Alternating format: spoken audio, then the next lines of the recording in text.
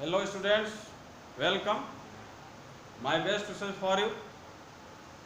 This is my fourth video related to tense. Today's topic is present continuous tense. Before it, you had been taught present indefinite, past indefinite and future indefinite tense. Today you will be provided the learning of present continuous tense.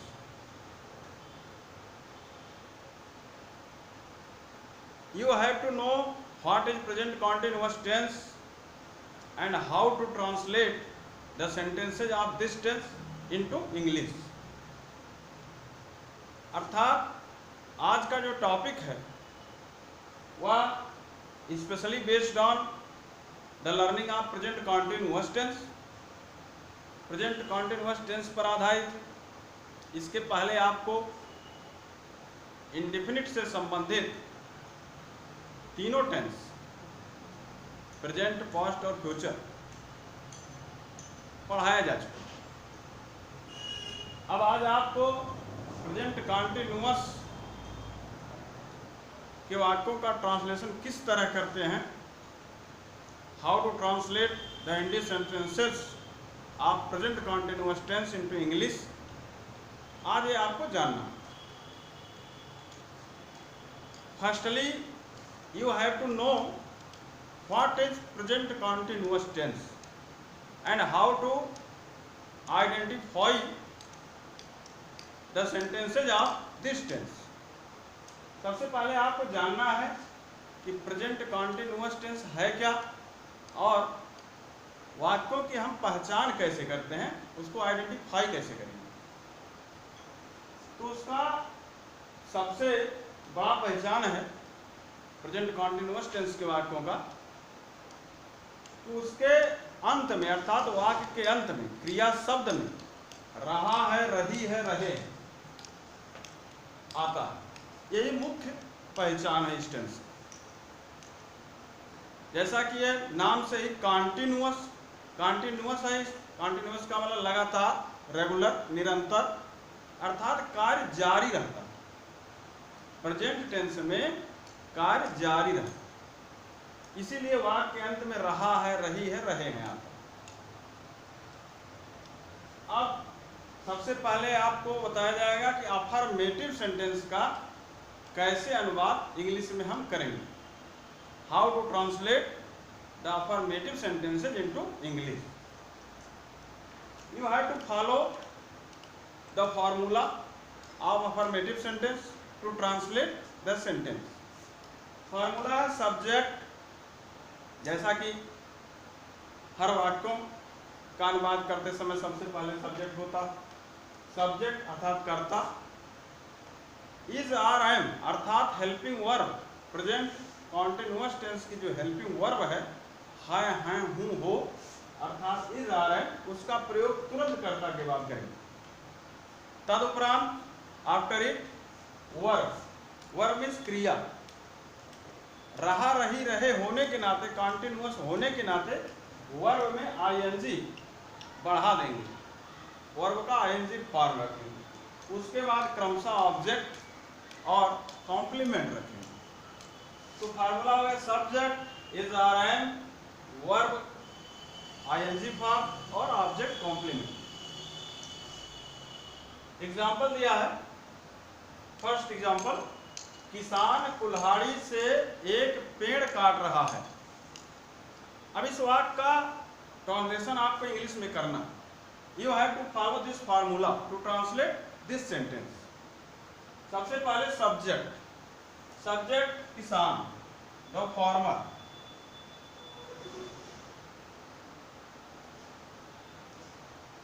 उसके बाद helping verb is are am, singular number है is.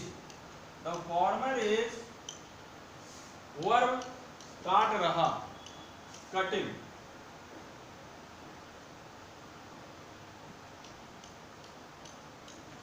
Verb का NG form का प्रयोग हुआ। उसके बाद object, verb से निकट संबंधी जो ऑब्जेक्ट है वो पेड़, तो सबसे पहले उसे लिखेंगे अ ट्री। तो हो गया the farmer is cutting a tree, the remaining part of the sentence कुल्हाड़ी से with an axe।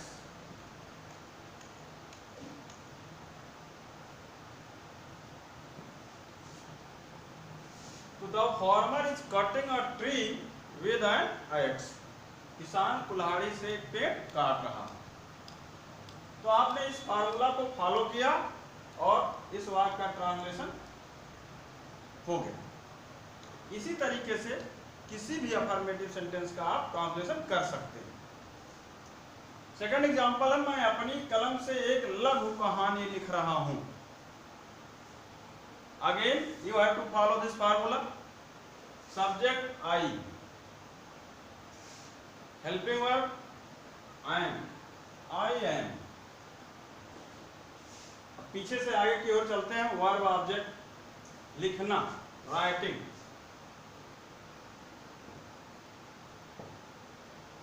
I am writing, मैं लिख रहा हूं। क्या लिख रहा हूं? ऑब्जेक्ट रखा जाए एक लघु कहानी, a short story. I am writing a short story, the remaining part of this sentence अपनी कलम से, अर्थात शेष वाक्य अपनी कलम से। सब्जेक्ट आई है, आई का पॉजेसिव केस, संबंध कारक माई, अर्थात अपना के अंग्रेजी माई आई के साथ। विथ माई पेन, अपनी कलम से विद का प्रयोग किया गया। जैसा कि प्रीपोजिशन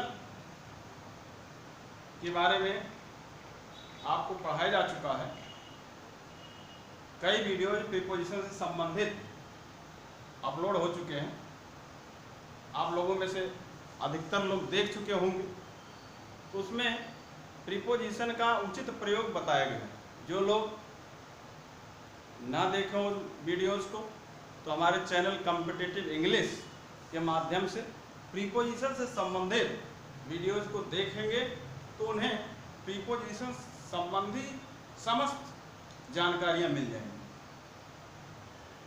जैसा कि विथ का प्रयोग क्यों हुआ, कैसे हुआ। तो आप प्रीपोजिशन वाला जब वीडियो देखेंगे तो आपको पूरी जानकारी हो जाएगी, कहाँ in, at, on, upon, over, above, with, from, by आदि आदि का प्रयोग, अर्थात सभी प्रीपोजिशन के जो वर्ड हैं उनका प्रयोग कैसे सुटेबल होता है, उनका ज्ञान आपको उस प्रीपोजिशन से संबंधित वीडियो में मिलेगा। आप कॉम्पिटिटिव इंग्लिश जो हमारा चैनल है उसमें आप उन वीडियोज़ को देख सकते हैं। अब निगेटिव सेंटेंस का एग्जांपल। अब निगेटिव में क्या करेंगे? अफर्मेटिव का तो ये फार्मूला है। निगेटिव सेंटेंस के लिए फार्मूला यही है, केवल अंतर क्या है? निगेटिव में नहीं अथवा कभी नहीं रहता है तो उसकी अंग्रेजी रख देंगे। As you know, already as you know. जैसा कि पहले से ही आपको मालूम है कि निगेटिव में हेल्पिंग वर्ब के तुरंत बाद नॉट अथवा नेवर का प्रयोग किया जाता है। जैसा कि इज, आर, एम। अब यहीं पर नॉट अथवा नेवर का यूज जब आप करेंगे तो वह निगेटिव सेंटेंस का फार्मूला हो जाएगा। तो इसी अकॉर्डिंग आपको अनुवाद करना है, हेल्पिंग वर्ब के तुरंत बाद नॉट अथवा नेवर का यूज कर देना है। एग्जाम्पल देखें, बच्चा कमरे में दूध के लिए नहीं रो रहा है। बच्चा कमरे में दूध के लिए नहीं रो रहा है। यहाँ नहीं आया negative sentence. You have to follow this formula by using not और नेवर, अतः निगेटिव में नॉट अथवा नेवर का प्रयोग करते हुए इस फार्मूला को आपको फॉलो करना है। Subject the child,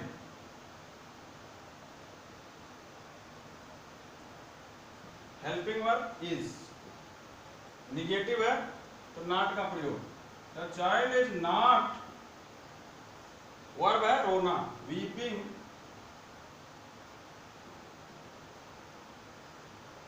the child is not weeping, बच्चा नहीं रो रहा।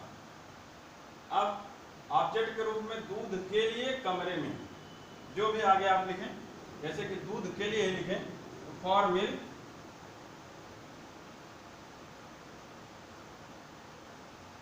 कमरे में in the room.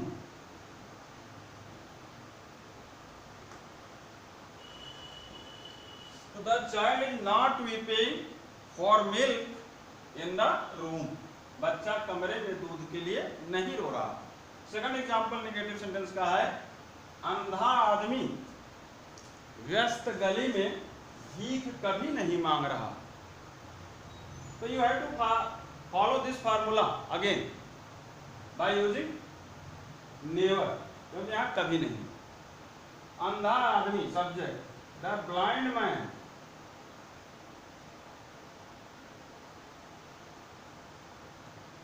The blind man helping verb is, not अथवा नेवर, यहाँ कभी नहीं है, नेवर। इज नेवर वर्ब भीख मांगना, बेगिंग।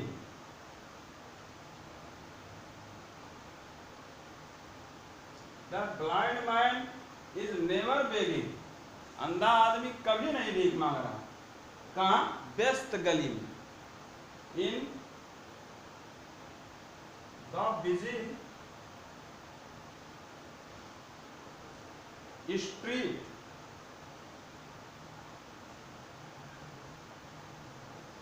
तो वाक्य का ट्रांसलेशन हुआ, the blind man is never begging in the busy street, अंधा आदमी व्यस्त गली में भीख कभी नहीं मांग रहा।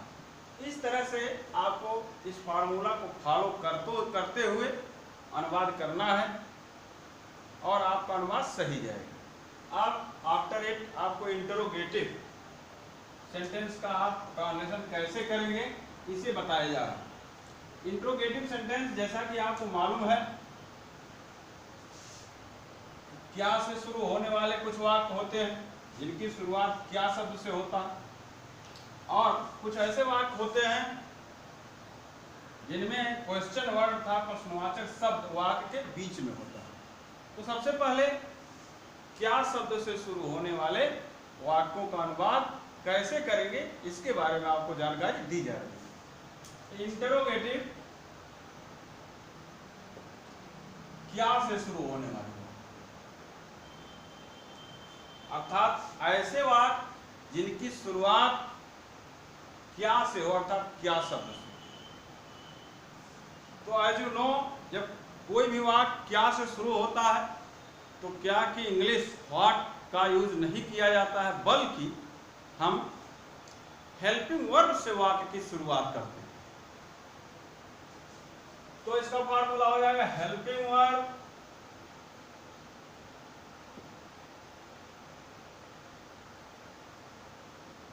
उसके बाद क्रमशः सब्जेक्ट वर्ब ऑब्जेक्ट। सब्जेक्ट अर्थात कर्ता, फिर वर्ब आईएनजी फॉर्म लगेगा इस टेंस में, हेल्पिंग वर्ब सब्जेक्ट वर्ब का आईएनजी फॉर्म प्लस ऑब्जेक्ट।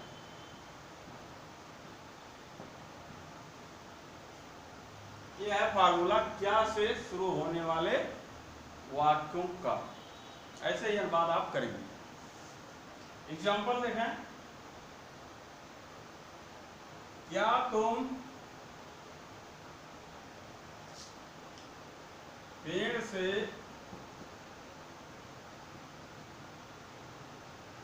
छत पर कूद रहे हो?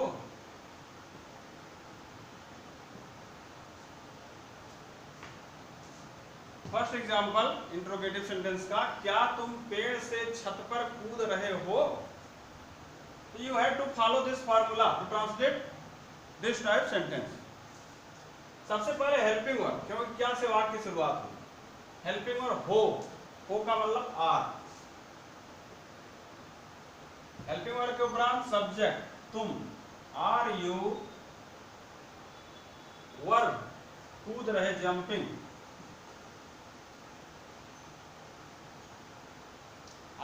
जंपिंग, आपको पीछे से आगे की ओर आना है, छत पर, अपॉन द रूफ, मोशन है इसलिए अपॉन का प्रयोग किया गया, ये भी एक प्रीपोजिशन है, प्रीपोजिशन अपॉन का यूज हुआ। या आप प्रीपोजिशन संबंधित वीडियोज को देखेंगे तो आपको पूरी जानकारी मिलेगी। तो are you jumping upon the roof, अब शेष वर्ड है पेड़ से, फ्रॉम अ ट्री, यहां पर फ्रॉम प्रीपोजिशन का यूज हुआ। कोई चीज जब किसी चीज से अलग होती है तो प्रीपोजिशन फ्रॉम का प्रयोग किया जाता है। तो प्रीपोजिशन की जानकारी बहुत महत्वपूर्ण है, तो आप प्रीपोजिशन संबंधित वीडियो को देखेंगे, बार बार मैं कह रहा हूं, तो आपको अच्छी जानकारी मिलेगी जो आपके कंपटीशन के एग्जाम के लिए भी बहुत हेल्पफुल हो। तो are you jumping upon the roof from a tree, क्या तुम पेड़ से छत पर कूद रहे हो। माना कि यदि इसी वाक्य में निगेटिव भी हो जाए, अर्थात क्या तुम पेड़ से छत पर नहीं कूद रहे हो, तो क्या करेंगे, नॉट का प्रयोग कहाँ करेंगे। तो आपको इसके पहले कई बार ऐसा बताया जा चुका है, जब इंडिफिनिट के बारे में जानकारी दी जा रही थी, कि जब इंटरोगेटिव सेंटेंस में निगेटिव हो जाए तो नॉट अथवा नेवर का यूज सब्जेक्ट अर्थात कर्ता के तुरंत बाद करते हैं। जैसा आर यू नॉट, यहाँ कर्ता यू है, यहाँ पर नॉट का प्रयोग किया जाएगा अगर नहीं होगा तो are you not jumping upon the roof from a tree, क्या तुम पेड़ से छत पर नहीं कूद रहे, कभी नहीं हो तो नेवर, अर्थात सब्जेक्ट के उपरांत भी नॉट अथवा नेवर का प्रयोग होगा इंटरोगेटिव सेंटेंस में जब निगेटिव हो जाए तो। अनदर एग्जांपल, नेक्स्ट एग्जांपल, अब एग्जाम्पल दिया जा रहा है कि अगर वाक्य के बीच में क्वेश्चन वर्ड हो तो क्या करेंगे। वे इस स्थान पर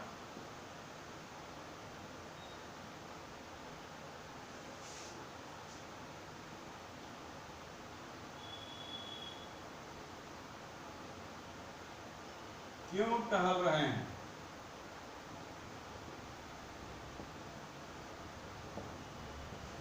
वाक्य वे इस स्थान पर क्यों टहल रहे हैं। You have to translate this sentence into English. वे इस स्थान पर क्यों टहल रहे हैं। अब आपको क्वेश्चन वर्ड वाक्य के बीच में दिखाई दी, तो क्या करना है आपको, जैसा कि इसके पहले जब अनुवाद की जानकारी दी जा रही थी आपको तो बताया भी गया था, आप जानते भी होंगे, जब प्रश्नवाचक शब्द वाक्य के बीच में हो तो अनुवाद करते समय उसे वाक्य में सबसे पहले लिखते हैं। तो जो ये फार्मूला है, इसी फार्मूला को हम फॉलो करेंगे, सबसे पहले क्वेश्चन वर्ड कर देंगे, क्वेश्चन वर्ड, तो question word plus helping word plus subject plus verb का ING form plus object, you have to follow this formula. तो क्यों को सबसे आगे लिखा, व्हाई, व्हाई क्वेश्चन वर्ड हो गया, हेल्पिंग वर्ड है, यहाँ प्लूरल नंबर का सब्जेक्ट है आर, व्हाई आर इसका subject they, why are they word टहल रहे, walking, Why are they walking? वे क्यों टहल रहे हैं इस स्थान पर, at this place। Why are they walking at this place? वे इस स्थान पर क्यों टहल रहे हैं, यहाँ प्रीपोजिशन at का यूज। इस तरह से आपको अनुवाद अफर्मेटिव, नेगेटिव, इंट्रोगेटिव का करना,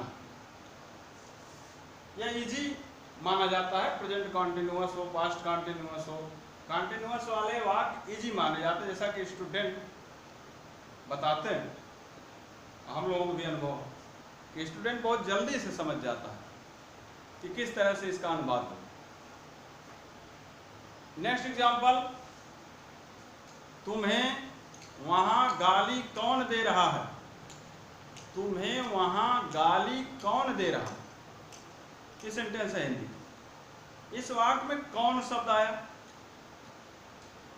लेकिन इस वाक्य में सब्जेक्ट नहीं, तो सब्जेक्ट नहीं रखेंगे और सब फार्मूला यही फॉलो करेंगे। Question word who, helping verb is, who is, उसका सब्जेक्ट है नहीं, वर्ब गाली देना, एब्यूजिंग, हु इज एब्यूजिंग, कौन गाली दे रहा है? तुम्हें, यू, देयर, वहां, यानी who is abusing you there, तुम्हें वहां गाली कौन दे रहा है। इस तरह से कोई भी वाक्य अगर प्रेजेंट कॉन्टिन्यूअस का है तो आप इसी तरीके से ट्रांसलेशन करना। I hope you will be satisfied. If you have any problem, you can share your problem. यदि आपकी कोई समस्या हो तो आप अपनी समस्या को हल शेयर कर सकते हैं और निश्चित रूप से उसका सॉल्यूशन दिया जाएगा। See you the next class. Thank you so much.